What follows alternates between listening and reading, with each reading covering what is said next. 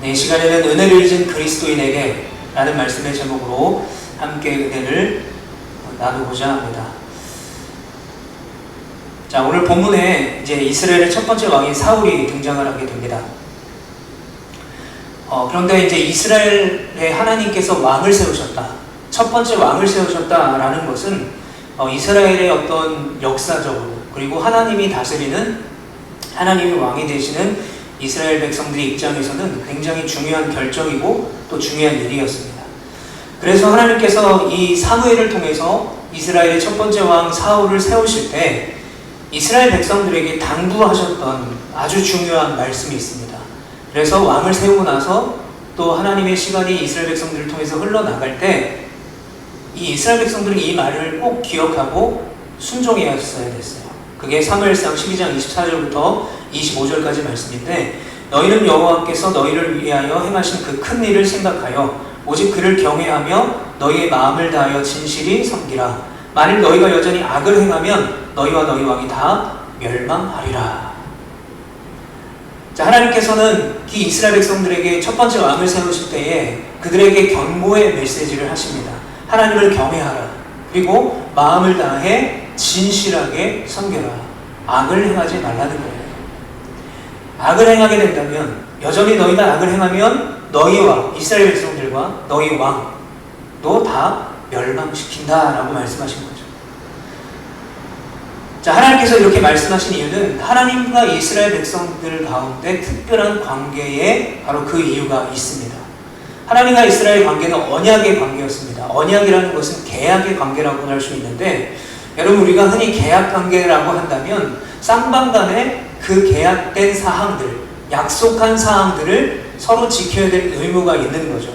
그런데 A랑 B가 계약을 맺었는데 B라는 사람이 그 계약을 이행하지 않는다 라고 하면 그 계약의 관계는 깨어지게 되는 것이죠. 자, 하나님께서 이스라엘 백성들을 선택하시고 너희는 내 백성이야 라고 말씀하셨던 것처럼 이스라엘 백성들은 하나님의 백성답게 살아야 돼요. 그리고 하나님은 이스라엘 백성들을 보호하시고 인도하셔야 되는 거죠. 바로 그런 언약의 관계 가운데 하나님과 이스라엘 백성들이 있었다는 거죠. 그래서 첫 번째 왕을 세울 때, 그러니까 왕이라고 한다면 인간 왕이죠. 하나님이 다스리는, 하나님이 왕이 돼서 다스리는 이스라엘이 인간 왕을 요구할 때 하나님께서는 그들에게 이스라엘 백성과 하나님과의 언약을 잘 이행할 것을 분명하게 요구하셨다는 거예요. 경외하라. 진실하게 섬겨라. 악을 행하지 말라. 이 말은 뭐예요? 인간 왕을 세워주지만 너희의 왕은 여전히 나 하나님이다. 이 사실을 기억하라는 것이죠. 그런데 우리가 성경의 어떤 흐름을 보게 되면, 특별히 구약 성경을 보게 되면 일반적으로 이 하나님과의 언약 관계를 깨는 것은 이스라엘 백성들이었어요. 수도 없이 죄를 짓고 또 그 죄를 반복하고 하나님을 떠나고 우상을 섬기고 마치 하나님을 잊어버린 민족처럼 살아갔던 모습들이 있죠. 그러나 하나님께서는 그런 이스라엘 백성들에게, 그 이스라엘 백성들을 향하여 신실하게 하나님의 약속을 지켜내셨어요. 이스라엘 백성들을 끝까지 인내하시고 사랑하셨어요. 자, 그럼에도 불구하고 오늘 본문 속에 이 사울, 이스라엘의 첫 번째 왕, 아주 중요한 첫 번째 왕인 이 사울은 하나님께서 세우신 첫 번째 왕이었지만 왕의 역할을 제대로 감당하지 못해요. 자, 총 두 가지 사건이 있는데 첫 번째는 바로 블레셋과의 전쟁입니다.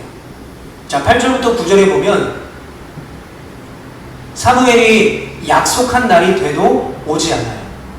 그래서 거기서 기다리지 못하고 스스로 번제를 드립니다. 자, 왜 그랬냐면 우리가 8절 말씀을 보게 되면 백성이 사울에게서 흩어지는지라 이런 말씀이 나와요. 백성이 사울에게서 흩어졌다. 이제 전쟁을 해야 되는데 시간이 지체됩니다. 그런데 이 전쟁은 하나님의 것입니다. 이 전쟁은 하나님께서 하시는 것입니다. 라고 하는 그런 고백이 담긴 번제를 드려야 되는데 제사장 사무엘이 오지 않는 거죠. 그러니까 시간이 지체되니까 따르던 사람들이 다 떠나요. 그래서 사울이 마음이 급해진 것이죠. 그리고 이미 블레셋은 병거를 3만을 데리고 오고 마병을 6,000명을 준비해서 전쟁을 준비하고 있었어요. 그리고 게다가 사울과 그의 군사들은 길갈이라는 지역에 있었고요. 블레셋의 그 대군은 믹마스에서 주둔하고 있었어요. 자, 길갈과 믹마스는 불과 20km 혹은 30km 차이밖에 되지 않았어요. 언제든지 블레셋이 밀고 들어올 수 있는 그런 상황이었습니다. 그런데 번제를 드려야 되는데 사무엘이 오지 않으니까 사울이 초조해진 것이죠. 그런데 분명하게 하나님께서는 사울에게 말씀하셨어요. 전쟁은 하나님께 속한 것이다. 번제를 왜 드립니까? 어떤 연례 행사와 같이 그냥 뭐 식전 행사처럼 그렇게 드려지는 가벼운 예배가 아니라 이 전쟁은 하나님께서 이루어 가실 것입니다. 라는 고백이 담긴 진실성이 담긴 그런 고백이 바로 번제예요. 그러니까 이 전쟁은 하나님이 하시는 거예요. 힘과 숫자로 하는 것이 아니라 어떤 전술로 하는 것이 아니라는 거죠. 그럼에도 불구하고 사울은 눈에 보이는 것만 바라보고 하나님의 역사하심을 또 하나님의 때를 바라보지 못해요. 그래서 사무엘을 기다리지 못합니다. 자신이 제사를 드려버린 것이죠. 자, 여기는 두 가지 실수이자 죄가 있어요. 뭐냐면 첫 번째, 제사장의 권위를 무시하는 거예요. 제사장의 권위를 무시했다. 왕이 제사를 대신 드렸다라는 것은 하나님이 세우신 규칙, 하나님이 세우신 율법에 순종하지 않았다는 거죠. 하나님이 세운 법에 순종하지 않았다? 그 말은 뭡니까? 앞서서 왕을 세울 때 하나님께서 언약 백성은 이스라엘 백성들에게 당부하셨던 그 말씀, 여호와 하나님을 경외하라고 하신 말씀을 어기는 행동이었어요. 하나님을 경외하지 않는 행동이에요. 자, 두 번째는요, 하나님께 드리는 제사 자체를 무시한 것이죠. 그러니까 사울에게 있어서는 전쟁을 하는 게 중요한 거죠. 전쟁에 나가서 이기는 게 중요한 거죠. 전쟁에 나가서 이겨서 자신의 이름을 드러내는 것이 더 중요했던 거예요. 그러니까 제사 번제는 그에게 있어서, 사울에게 있어서는 크게 중요한 것이 아니었어요. 그래서 제사를 해치워 버린 거죠. 우선순위가 바뀐 것입니다. 그래서 그때 사무엘이 왕이 망령되이 행했습니다. 여호와 하나님의 이름을 더럽혔습니다. 라고 사울을 책망해요. 하나님의 법을 무시하고 제사장의 권위를 무시하고 하나님을 경외하지 않았던 사울의 모습을 사무엘이 책망해요. 그 결과 사무엘은 사울에게 이렇게 말해요. 사무엘상 13장 14절 말씀 같이 한번 읽어보겠습니다. 시작. 지금은 왕의 나라가 길지 못할 것이라 여호와께서 왕에게 명령하신 말을 왕이 지키지 아니하였으므로 여호와께서 그의 마음에 맞는 사람을 구하여 여호와께서 그를 그의 백성의 지도자로 삼으셨느니라 하고, 자, 그의 마음에 맞는 사람을 이제 두 번째 왕으로 세우겠다는 거예요. 누구죠? 하나님 마음에 합한 자 다윗. 그래서 사무엘이 죽기 전에 이미 다윗의 아버지 이새에게 찾아가잖아요. 그러니까 이미 이 1차적인 이 사건을 통해서, 하나님 앞에 순종하지 못한 이 사건을 통해서 사울은 더 이상 하나님과 함께 할 수 없다라는 통보를 받게 되는 것이죠. 극복해야 될 리더십의 그림자라는 책이 있습니다. 이 책에 보면 이 사울의 리더십을 분석해놨는데요, 과대망상형 리더라고 표현하고 있어요. 자, 그 특징이 뭐냐면 이 책에서 이렇게 말해요. 의심과 두려움이 많고 적대적이고 질투심이 강하다. 리더십이 조금이라도 위협받는 일이 생기면 지나치게 민감한 반응을 보인다. 주변 사람들의 자율성을 제재하고 불안과 자신감 결여가 특징이다. 그래서 이 다윗을 그렇게 죽이려고 했던 거예요, 사울이. 왜요? 리더십의 위협을 받게 되니까. 질투심이 강하니까. 그러니까 자신의 어떤 능력, 그러니까 자신의 능력은 대단한 게 아닌데 그거를 과대하게 믿고 있었던 거예요. 그거를 드러내고 싶어 했던 거죠. 그런데 뭡니까? 사울에게 주신 능력은 사울이 원래 갖고 있던 능력이 아니라, 지혜가 아니라 하나님이 주신 거예요. 하나님께 쓰임 받을 때, 하나님께 기름 부음 받은 왕이 하나님께서 부여하신 그 역할을 잘 감당할 때 드러난 능력이었어요.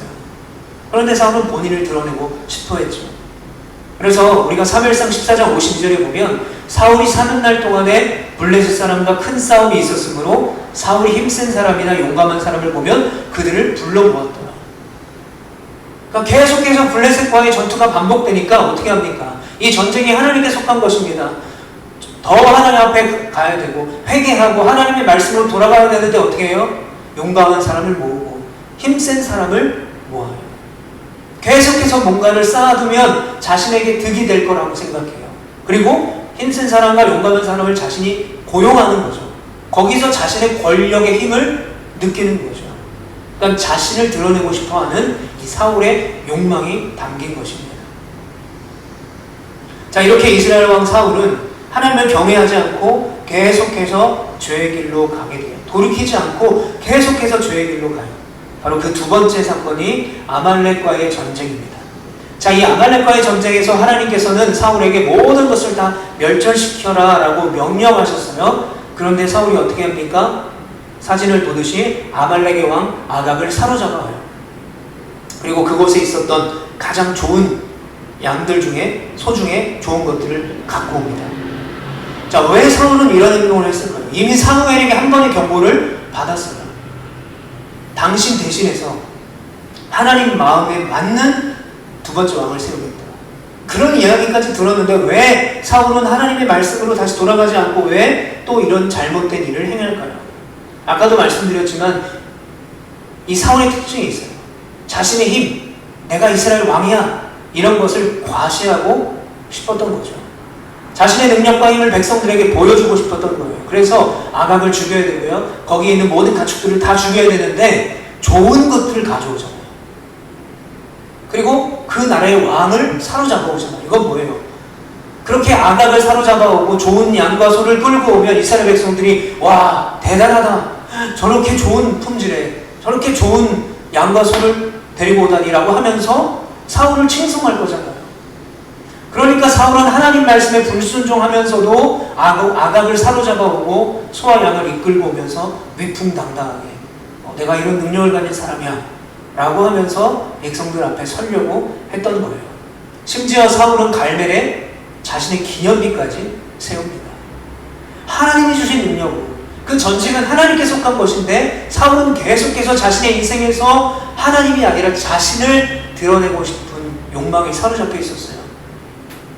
그래서 이 두 번째 아말렉과의 전쟁에서 또 하나님 말씀에 불순종한 이 사울에게 사무엘 선지자가 뭐라고 말해요? 순종이 제사보다 낫고 듣는 것이 순양의 기름보다 낫다. 아무리 좋고 아무리 뛰어난 것을 하나님께 드린다고 해도 그 중심에 순종함이 없고 하나님의 말씀에 청종함이 없는 것은 아무런 의미가 없다는 거예요. 여러분, 사울이 이스라엘의 첫 번째 왕이라고 말씀을 드렸죠. 그런데 이스라엘 왕이 생기기 전에 왕과 같이 이스라엘을 다스리던 사람들이 있었습니다. 바로 사사였어요. 자, 하나님께서 사사를 통해서 기대하는 것이 있었습니다. 그것은 하나님의 말씀을 대언하는 거예요. 왕들도 마찬가지였습니다. 하나님의 말씀을 듣고 그 말씀을 그대로 대언하는 것. 그래서 이스라엘 백성들이 사사의 말씀을 듣고 사사의 말을 듣고 왕의 말을 듣고 하나님의 백성답게 하나님의 말씀을 지키며 살기를 원하셨어요. 그래서 하나님께서는 하나님이 왕이신데도 불구하고 사사들을 세웠고 또 사사들도 안 되니까 또 이스라엘 백성들이 인관왕을 요구하니까 사울을 정말 하나님의 예언대로 차곡차곡 그 예언들을 쌓아가면서 너무나 신중하게 사울을 세우셨어요. 그런데 사울도 그 역할을 감당하지 못해요.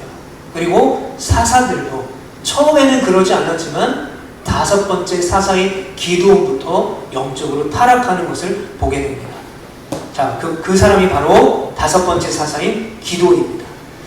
자, 우리가 잘 알고 있듯이 기드온은 매우 겁이 많았어요. 그래서 미디안 사람들이 두려워서 미디안에게 자신이 추수한 모든 것들을 뺏기는 게 너무 싫어서 먹고 살아야 되니까 숨어서 포도주 틀에서 밀을 타작하고 있었던 사람이에요. 그리고 하나님이 기드온을 사용하자 하실 때 하나님, 저에게 정말 정확한 기적, 하나님의 이적, 사인 두 가지를 보여주세요. 두 번이나 요구했던 사람이에요. 겁이 많고 소심하고. 그런데 그런 기드온을 하나님께서는 사용하셨죠.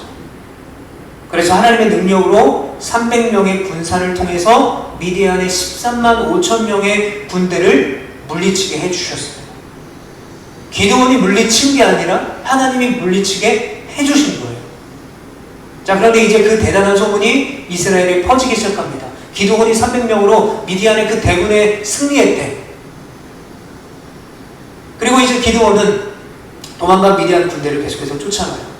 그래서 사사기 8장에 보면 그러다가 숫곳이라는 곳에 도착을 하고 분엘이라는 땅에 도착을 하게 되는데, 자, 이곳은 이스라엘 백성들이 살고 있던 지역이었습니다. 기드온의 300용사가 이제 미디안의 대군과 결투를 펼쳤죠. 물론 하나님의 능력으로 승리하게 됐지만 지금까지 이 군대가 많이 지쳐 있어요. 배고파요. 피곤해요. 그래서 숫곳과 분엘 사람들에게 기드온이 떡을 달라, 우리에게 좀 먹을 것을 달라, 우리 군대를 위해서 좀 헌신해 달라라고 요구를 합니다. 그런데 숫곳과 분엘 사람들이 어떻게 합니까? 거절해요. 기드온을 믿지 못하는 거예요. 300명의 군사를 가지고 14만 5천 명의 미디안 군대, 지긋지긋한 그 미디안 군대, 그 대군 미디안 군대를 이겼다라는 것이 믿어지지가 않는 거죠. 그래서 만약에 우리가 이 기드온을 도와줬을 때 이 미디안이 나중에 또 보복하러 오면 어떡하지? 두려웠던 거예요. 이제 우리가 사사기 6장을 보면 기드온의 소개가 나오는데 거기에 보면 어떤 이야기가 나오냐면 미디안과 아말렉과 그 외의 잡족들이 이 이스라엘을 얼마나 괴롭혔는지에 대해서 잘 나와 있어요.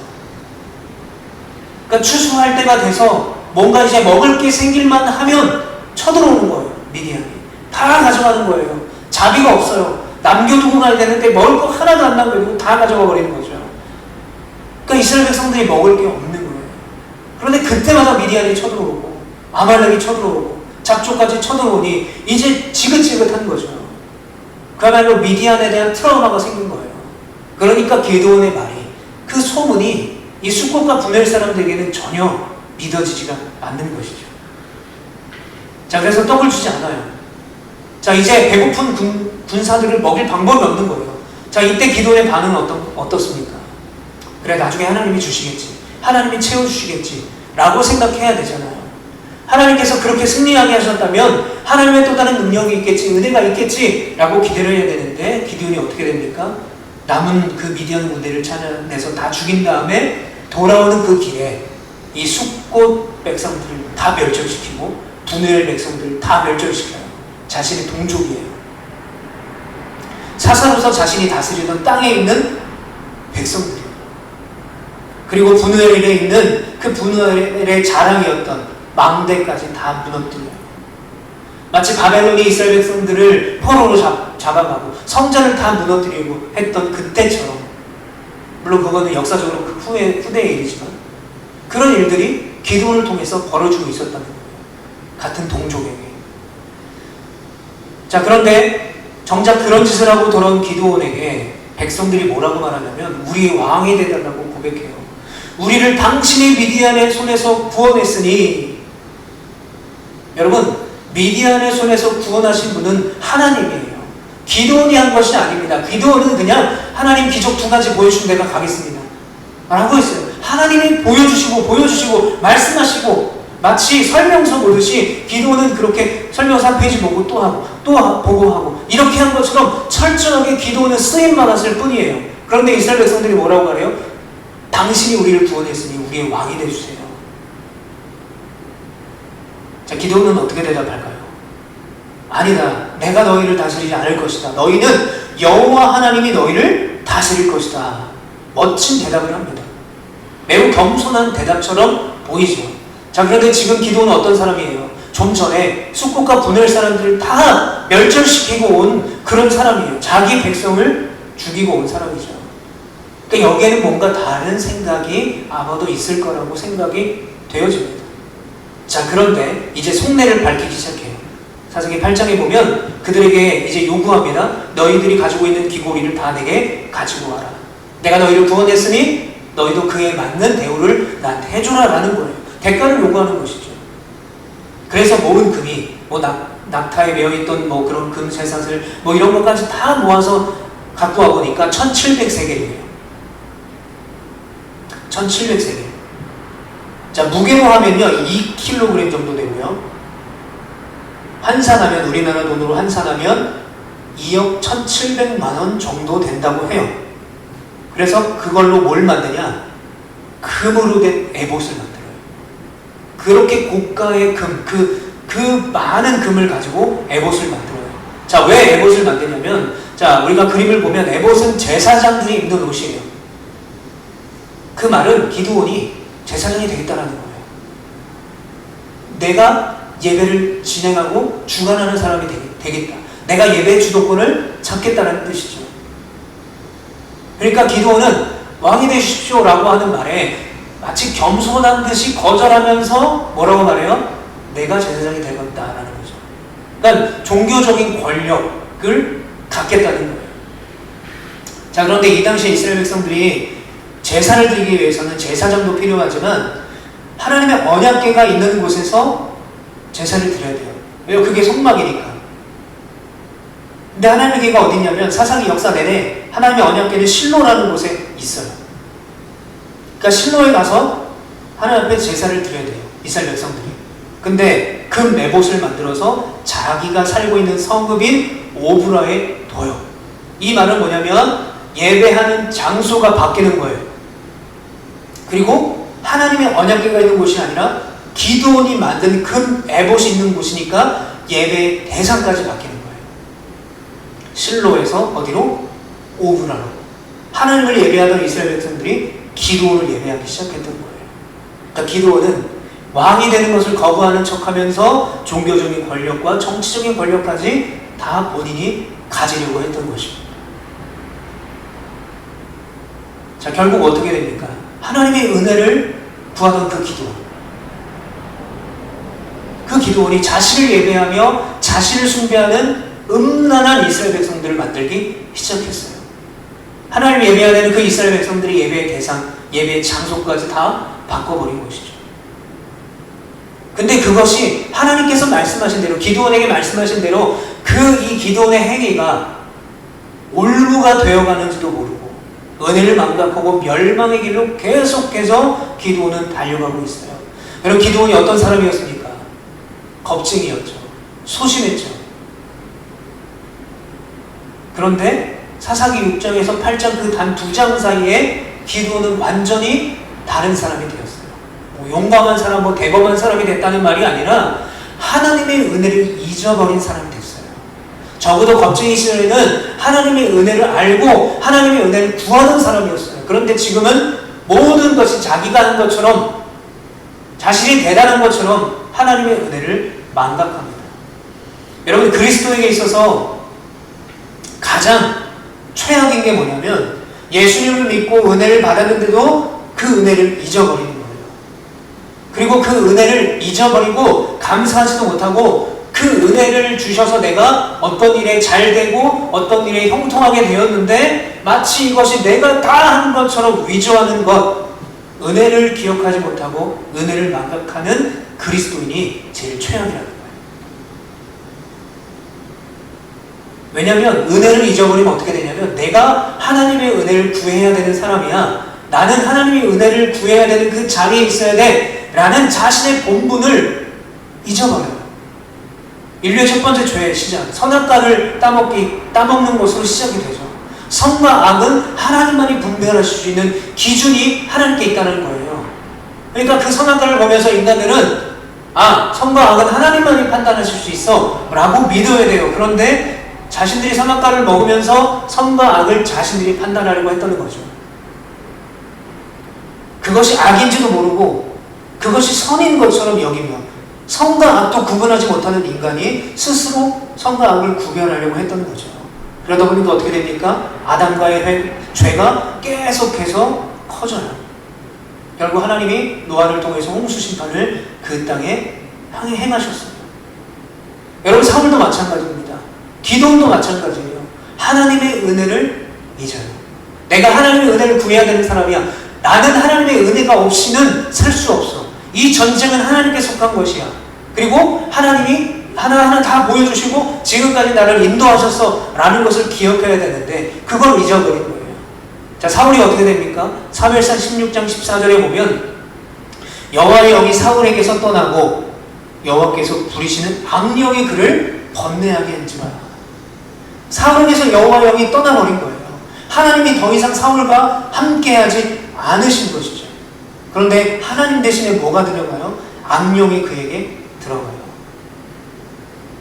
즉 사울이 예배해야 될, 그리고 사울이 의지해야 될 대상이 하나님이었는데 하나님이 떠나가시니까 악령을 대신해서 의지하고 예배하게 되었다라는 것이죠. 마치 기드온이 그 내봇을 만들어서 오브라에 두고 이스라엘 백성들을 그곳에서 제사 드리게 하고 예배의 장소와 대상을 바꿔버린 것처럼 사울이 예배해야 될 하나님이 아니라 악령이 하나님이 떠나가고 대신 들어가게 된 것입니다.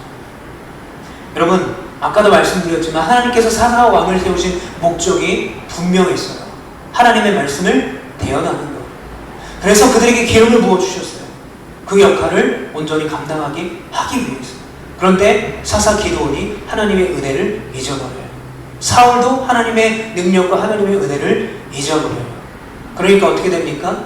왕이, 사사가 타락하니까 이스라엘 백성들도 당연히 하나님의 은혜를 잊는 민족이 되어버리게 된다는 것입니다. 그래서 사사와 왕의 역할이 중요한 것이에요.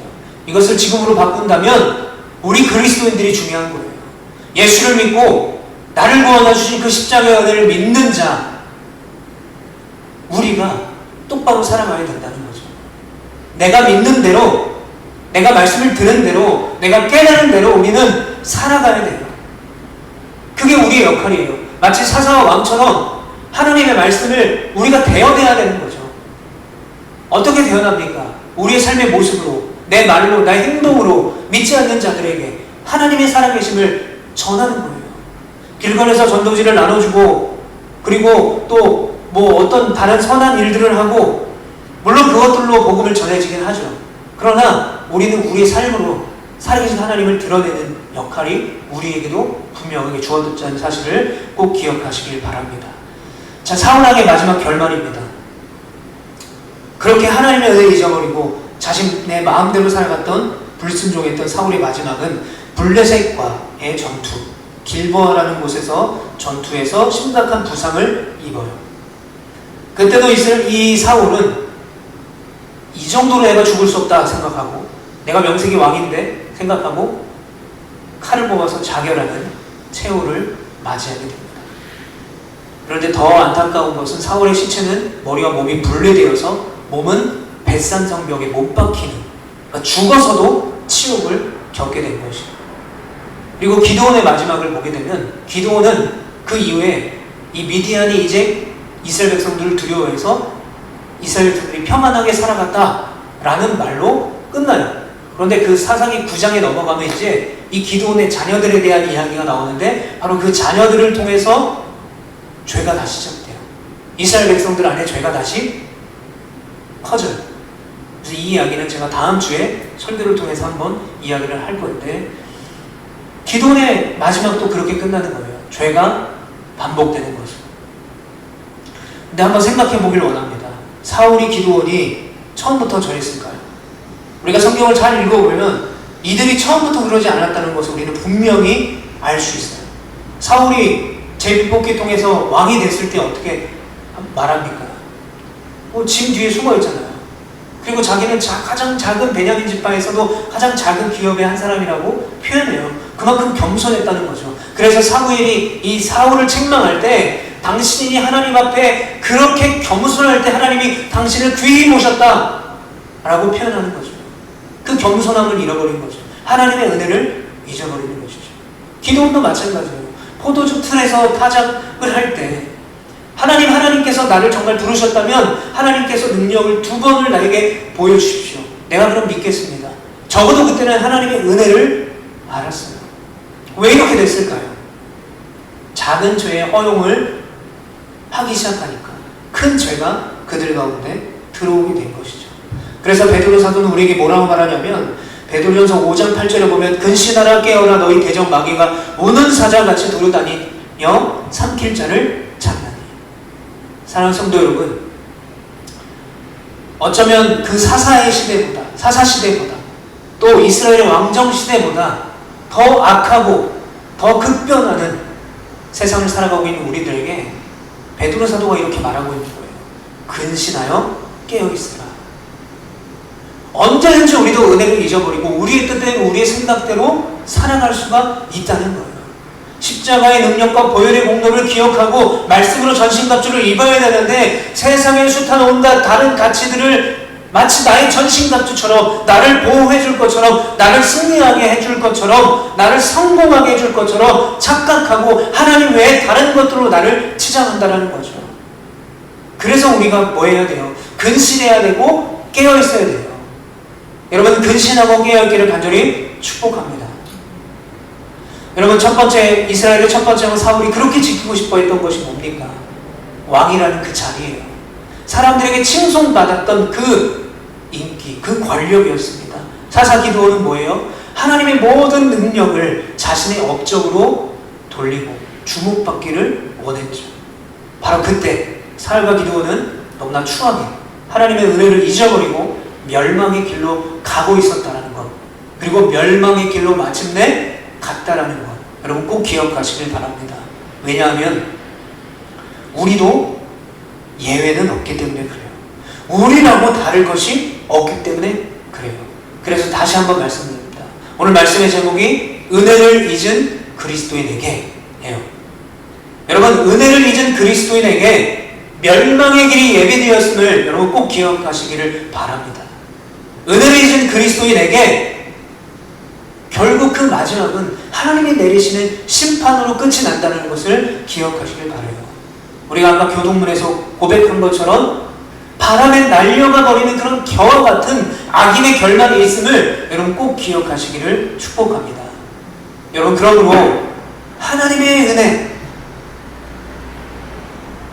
그것을 꼭 기억하시길 바라요. 우리가 아까도 찬양했지만 그 은혜로만, 그 은혜 안에 내가 거하기를 원합니다. 여러분, 이런 고백이 우리의 고백이 되기를 간절히 축복합니다. 세상의 어떤 다른 가치가 아니라 나를 둘러싼 수많은 세상의 유혹과 또 나의 연약함이나 또는 나를 둘러싼 수많은 문제들이 아니라 나에게 은혜를 주신 그 하나님, 그 한 번만을 끝까지 바라보며 끝까지 의지할 수 있는 우리 모두가 되기를 간절히 축복합니다. 내가 자랑할 것은 나의 권력도 아니고 내가 행한 어떤 업적도 아니고 내가 뭔가 왕이라는 사사라는 어떤 타이틀을 가졌다는 것도 아니라 어떤 내가 권사요, 내가 장로요, 내가 목사요 직분이 아니라 내가 자랑할 것은 오직 십자가의 은혜밖에 없음을 여러분 꼭 기억하시길 바랍니다. 그래서 하나님이 왕을 세울 때, 하나님이 사사를 세울 때에 하나님의 말씀에 대언해서 그 이스라엘 백성들이 하나님의 말씀 따라 살아가기를 원하셨던 것처럼 하나님은 지금 우리를 부르고 계세요. 사사처럼, 왕처럼 하나님의 말씀을 대언하는 사명자로 우리를 부르고 계십니다. 여러분, 그 부르심을 꼭 기억하시고 소금과 빛으로 살아내는 우리 로아교회와 우리 모든 성도님 되시기를 간절히 축복합니다. 우리 시간에 들은 말씀을 기억하면서 함께 기도하기를 원합니다.